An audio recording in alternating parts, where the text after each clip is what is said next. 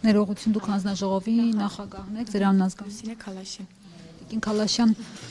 մի քանի հարց ունեմ, այս ընտրատեղամասում այս պահի դրությամբ ինչ խախտումներ են արձանագրվել, որ գրանցամատյանում գրանցված են։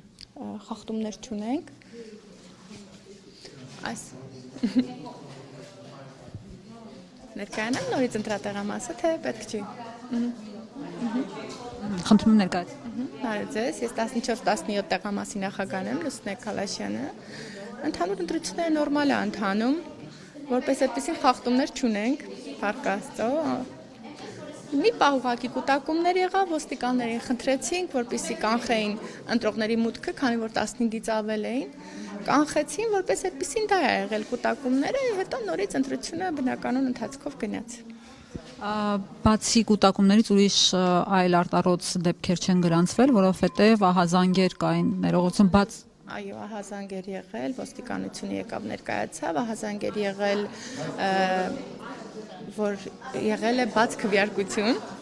սակայն եւ տեսախցիկներն էին ֆիքսել եւ երևում էր, ընտրողը մոտեցել էր քվեախցիկին, հետո բոլոր ծրարները քվեաթերթիկների ձեռքը դուրս էր եկել, ես անձամբ եմ մոտեցել ընտրողին, բացատրել եմ, որ պետք է հետ գնալ քվեախցուց, այնտեղ ընտրել իրենց նախընտրած քվեաթերթիկը, դնել ծրարի մեջ, նոր դուրս գալ։ Եղել է այդքանը, բաց քվեարկություն չի եղել,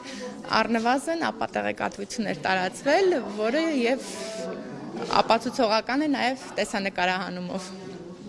Իսկ այլ դեպքեր գրանցվել են, երբ որ ընտրողը եկել է եւ իր անվան դիմաց արդեն ստորագրած է եղել։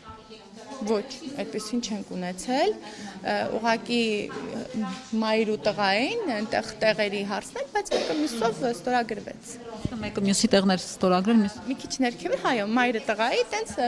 լրացուցիչ ուղղումը արվեց արդեն։ Մեր ներկայության պահին քիչ առաջ ընտրողներից մեկը բացահայտույց էր տալիս թիվ 7-ի քվեաթերթիկը եւ դուրս գալիս, երբ որ հարցրեցինք ինչու է բաց քվեարկում, ասաց, որ կողքին կանգնածը մայրս էր եւ իրեն ցույց էի տալիս, թե ում ընտրել, բայց որևէ միջամտություն եւ արձանագրություն չեղավ, ինչու։ Ես ճիշտ ասած դա չեմ նկատել, չգիտեմ ինչի մասին է խոսքը, բայց որպես այդպեսին չեմ ֆիքսել, որ ասեմ, ֆիքսել եմ, տեսել եմ։ Այսինքն այս պայդուրության որևէ արտառոց, ինչ որ միջադեպեր, բան չկա, միայն կուտակումներ եւ այդ բաց քվեարկության դեպքը, որը միակն է եղել։ Բաց քվեարկության դեպք չի եղել, եղել է հայտարարություն, իբր եղել է բաց քվեարկություն, բայց դա բաց քվեարկություն չի, ընդհանուր տարեցների մոտ տարեցների 30%-ին այդպես բացատրում ենք։ Մոտենում ենք, իրենք չեն կենտրոնանում, ինչ քայլ պետք է անի, որտեղ ընտրությունն է, մի տարի, երկու տարի անցնում է, չեն կենտրոնանում, այո, նորից բացատրում եմ, որ պետք է հետ գնալ քվեախուց, այնտեղ ընտրել, հաճախակի է լինում դա։ Եթե տենց անենք, ուրեմն արդեն 100 հատ